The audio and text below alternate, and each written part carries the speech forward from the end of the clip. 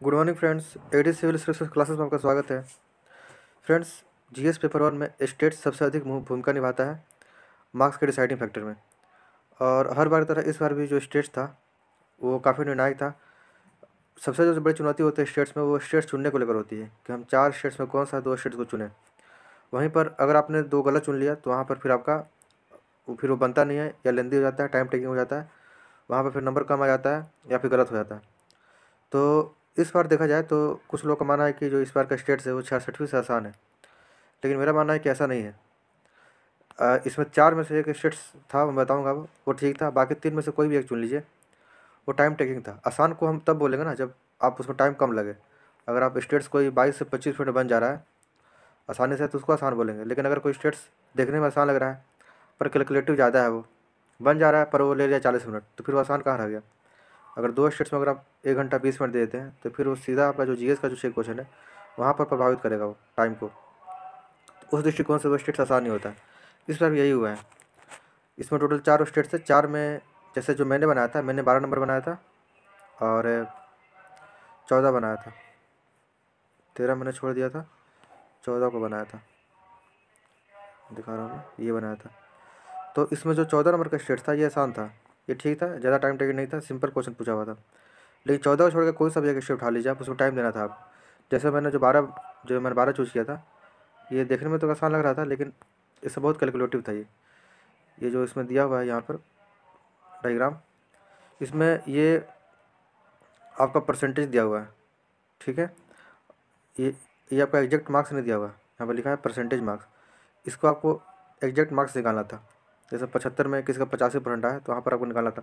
तो सबसे आसान तो ये रहता है कि इस सारे को मार्क्स आपको निकाल लीजिए आप, क्योंकि अगर आप एक एक करके निकालिएगा तो वहाँ पर प्रॉब्लम आ जाएगी। लेकिन मैंने ऐसा नहीं किया था, मुझे लगा कि मुझे ऐसा करना चाहिए था। मैंने क्या किया कि कैलकुलेटर लिया, जैसे जैसे क्वेश्चन पूछा वैसे वैसे मैंने निकाल लिया। जैसे कि इसमें पूछा पहला नंबर में कि find the total percentage marks secured by R in all 6 subject. तो यहाँ पर दिया है कि आर के द्वारा सारे सब्जेक्ट में, ये सारे सब्जेक्ट में जितना मार्क्स अपटेंड किया गया परसेंटेज, वो पूछ रहा था इसमें। तो सबसे पहले तो जो परसेंटेज को मार्क्स में कन्वर्ट करेंगे, और मार्क्स में कन्वर्ट करना सबको ऐड करना था, तो मैंने सबको अलग ऐड कर लिया था। तो थोड़ा सा इसमें मुझे ज़्यादा टाइम लगा था। अगर मैं इसको चार्ट को बना लेता, जैसे 66 मैंने बनाया था, इसमें मैंने बना लेता मैं, तो शुरू में तो 10 से 15 मिनट लगता सबको निकालने में, लेकिन फिर कैलकुलेटिव काफ़ी आसान हो जाता। तो ये मेरे से थोड़ा सा मतलब मिस्टेक हुआ और टाइम ज़्यादा लगा इसमें। मेरा आंसर आ गया सबके, लेकिन यही है कि ये इसको बनाने में मुझे लगभग 40 मिनट लग गया। जिन्होंने भी शुरू में इसको सारे को कन्वर्ट कर लिया था सब में मार्क्स में, उनको दिक्कत नहीं आया था, क्योंकि जो भी कुल मिला के सारा निकलवा ही लिया ये। अब डी में देखिए, ई में देखिए, कुल देखा जाए तो कुछ को छोड़ के लगभग सबका निकालना पड़ा था, वहाँ पे ऐड करना पड़ा था, ठीक है। तो ये 12 नंबर क्वेश्चन था। तो ये आप इसको क्या बोलेगा, आसान तो नहीं बोलेगा, क्योंकि आसान भले कैलकुलेटिव में सीधे से सिंपल लग रहा है कि हाँ इसका परसेंटेज निकालना है, ऐड करना है, या उसका परसेंटेज निकालना है, तो ये तो देखने में तो आसान है, लेकिन लेंदी है, टाइम टेकिंग है। तो इस दृष्टिकोण से ये आसान नहीं था। इसके बाद मैंने 13 छोड़ दिया था। 13 में भी वही है, सेम चीज़ है, टाइम टेकिंग इसमें भी था। 14 क्वेश्चन नंबर था, ये ठीक था। 14 नंबर में देखा जाए तो कुल मिला के ठीक था। ये मैं दिखा रहा हूँ यहाँ पे आपको। इसमें क्या था कि इसमें 2 डेटा दिया हुआ है, एक लक्ष्य उत्पादन दिया है, एक वास्तविक उत्पादन, ठीक है। जिसमें एक में निर्धारित किया गया इतना उत्पादन हो और कितना उत्पादन वास्तविक में हुआ, टारगेट प्रोडक्शन और एक्चुअल प्रोडक्शन, ये दिया है यहाँ पर सबका। ये जो आपका जो वर्क के रूप में दिया हुआ है, ये आपका है वास्तविक, और जो सर्किल में दिया है ये आपका लक्ष्य। तो पहला जो क्वेश्चन पूछा था कि 4-5 से 5-6 की तुलना में लक्ष्य उत्पादन का कितना प्रतिशत परिवर्तन हुआ है। तो सिंपल तो यहाँ पे कि आप देखिए यहाँ पे कि जो लक्ष्य उत्पादन है 4-5 में, वो आपका है 210, और 5-6 में 255। दोनों को माइनस कर लीजिए और नीचे 210 नीचे कर माइनस करने के बाद आपका आएगा ये 45 कीजिए, तो 21 पॉइंट समथिंग आ रहा है।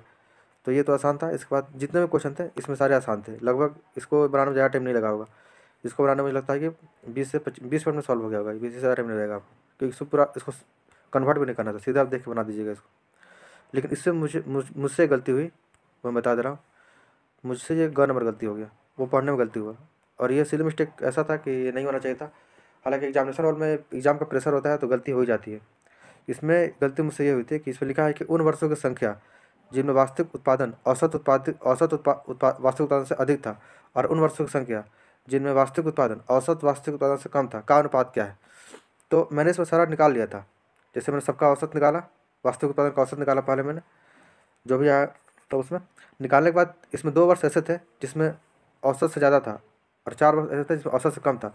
तो मुझे ये समझने में दिक्कत हो गया कि यहाँ पर इसलिए का वर्षों की संख्या का अनुपात पूछा है, और मुझे लगा कि जिन जिन वर्ष में जितना उत्पादन हुआ है उसको ऐड करके उसका अनुपात निकालना है।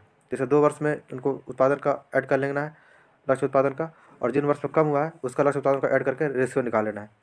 तो वहाँ पर मुझे मिस्टेक हुआ, 500 समथिंग पॉइंट 700 कुछ इसका रेशियो आ रहा है, जबकि इसका आंसर होगा कि 2 वर्ष ऐसा है जहाँ पर लक्ष्य उत्पादन ज़्यादा हुआ है, 4 वर्ष ऐसा है जहाँ कम हुआ है, तो 2:4 होता है, यानी 1/2 रेशियो हो जाता है। तो यहाँ पर मिस्टेक हो गया। यहाँ पर होता है कि नंबर ना भी दे, नहीं देगा क्योंकि जो रेशियो आ रहा है वो गलत आ रहा है। बाकी मैंने इसका औसत पूरा निकाल दिया था, ये बता दिया था कि 2 वर्ष में कम है, 4 वर्ष में ज़्यादा, 2 वर्ष में ज़्यादा है, 4 वर्ष में कम है, लेकिन औसत निकालने में मुझसे गलती हुआ। तो ये एक भारी मिस्टेक था, जो कि बिल्कुल आसान क्वेश्चन था ये, और ये 8 नंबर का था। तो ये मुझसे मिस्टेक हुआ यहाँ पे।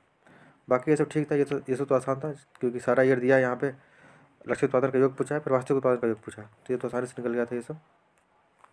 बाकी 15 और 16 वो भी टाइम टेकिंग थे। 14 नंबर ठीक था, बाकी जितने भी था सब में टाइम लगा था इसमें।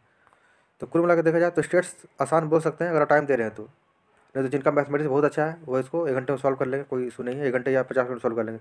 लेकिन जिसका एवरेज मैथमेटिक्स है तो उनको टाइम देना पड़ा होगा, 1 घंटा 10 मिनट या 1 घंटा 20 मिनट लगा। खुद मेरा इसमें 1 घंटा 10 मिनट लगा था सॉल्व करने में, उसमें मुझे गलती हुई, मैंने जो बताया सो ठीक है। लगभग 8-10 नंबर की मुझे यहाँ पर मुझे मिस्टेक हुआ है। तो कहा जाता है कि भारी मिस्टेक है, क्योंकि इस बार बहुत बहुत सारे स्टूडेंट का 65+ आ रहा है। 60+ तो लगभग 60% ऐसे ही का आ रहा है। मैंने इसमें सर्वे भी कराया छोटा सा, मैं तुमको दिखा रहा हूँ यहाँ पे, देखिए ये मैं छोटा सर्वे कराया था। इसमें टोटल 102 स्टूडेंट्स ने भाग लिया था। इसमें देख लीजिएगा 65+ में 59% है, 55+ में 15%, 40+ में 11%, 30+ में 7% और बिलो 39%। तो यानी कि आप देख रहे हैं कि जो 65+ है वो 59% है। तो चलिए मान लेते हैं कि सारे सर्वे भाग नहीं लेते हैं, फिर भी कुल मिला के देखा जाएगा तो 50% तो ऐसे हैं ही जिनका 60+ सही हो रहा है। तो इस बार जो पेपर 1 में जो ये स्टेट्स है वो डिसाइडिंग फैक्टर है, ठीक है। क्योंकि जो आर्ट एंड कल्चर का क्वेश्चन आया था वो तो एक्सपेक्टेड था, जो तैयारी करके जाते तो वही आया था। और इस बार करंट क्वेश्चन भी ठीक था, आसान था। आसान इन द सेंस ये था कि क्वेश्चन जो चर्चा में टॉपिक था वही आया हुआ था, और लगभग स्टूडेंट को तैयार किया होगा। जैसे कि पिछली बार 66 में अनएक्सपेक्टेड क्वेश्चन आया हुआ था, जो कि ज़्यादातर स्टूडेंट को तैयार करने जाते हैं। 65 में वही हाल था, लेकिन 66 में ये ठीक थे, करंट का क्वेश्चन ठीक थे। तो इसीलिए इस बार स्टेट्स भूमिका निभाएगा महत्वपूर्ण। हालांकि टाइम टेकिंग था, ये बहुत सारे स्टूडेंट का ये भी प्रॉब्लम आया हुआ है कि स्टेट्स में उन्होंने 1 घंटा 20 मिनट दे दिया, जिससे उनका जीएस वाला सेक्शन था वो थोड़ा वीक चला गया, स्पेशली करंट वाला। और कुछ स्टूडेंट का टाइम मैनेजमेंट से प्रॉब्लम हुआ, क्योंकि आर्ट एंड कल्चर वाला में 18 नंबर का 2 दे दिया था, संथाल और चंपारण। उसको ज़्यादा स्टूडेंट बहुत डीप लिखने के चक्कर में ज़्यादा टाइम दे दिए हैं। ऐसे जो सबसे जो आइडियल सिचुएशन ये होता है कि जो आर्ट एंड कल्चर वाला सेक्शन है उसको 1 घंटा दिया जाए, स्टेट्स में 1 घंटा मान चलिए, और 1 घंटा करंट वाला सेक्शन मान चलिए। तो बहुत सारे स्टूडेंट कैसे हुआ है ना कि ये सेक्शन मिला के, मतलब आर्ट एंड कल्चर और स्टेट्स मिला के 2.5 घंटा ग्राउंड लग गया है, और बाकी आधे घंटे में आपको 3 क्वेश्चन सॉल्व करना है। तो ऑब्वियस है कि आपको कंटेंट होते हुए भी आप अच्छे सॉल्व नहीं कर पाएगा, ये समस्या आया हुआ है। तो मेरा ये मानना है कि इस बार जो पेपर 1 का जो स्कोर है रहने वाला है वो 66 से 5 से 10 में ज़्यादा हो सकता है, ठीक है। तो कुल मिलाकर देखा जाए तो 160 नंबर जो पेपर 1 के लिए वो एवरेज स्कोर है, ठीक है। बाकी जो अच्छे स्टूडेंट हैं उनका 180+ भी आ सकता है, और जिनका थोड़ा स्टेट खराब गया है, बिलो 30 आ रहा है, उनका 150 100 से नीचे आ सकता है। जिन्होंने स्टेट्स 50 के राउंड सही किया है और बाकी जीएस पे सब पे अच्छे से मतलब लिखा है उसमें, तो उनका 60 नंबर आराम से आ जाएगा। तो ये मेरा पूरा पेपर 1 का एनालिसिस है। बाकी इस पर मैं एक डेडिकेट कट ही बना दूंगा पूरा 67 पे। मैंने पहले बनाया हुआ है, लेकिन उसमें एग्जाम पैटर्न चेंज नहीं हुआ था ऑप्शनल का। अब नया पैटर्न चेंज हुआ है, तो उसके अकॉर्डिंग मैं सारे चीज़ को एनालाइज करके बता दूंगा। आप लोग बताइएगा कि आपका स्टेट्स में कितना सही हो रहा है कमेंट करके, ताकि मुझे एक प्रॉपर आइडिया लग सके कि हाँ पेपर 1 का स्कोर ये रहने वाला है, पेपर 2 का ये रहने वाला है, ऑप्शन का ये रहने वाला है। उसके अकॉर्डिंग मैं कट बना दूंगा, ठीक है फ्रेंड्स। तो आज के लेक्चर में इतना ही फ्रेंड्स, मिलते हैं अगले लेक्चर में। धन्यवाद।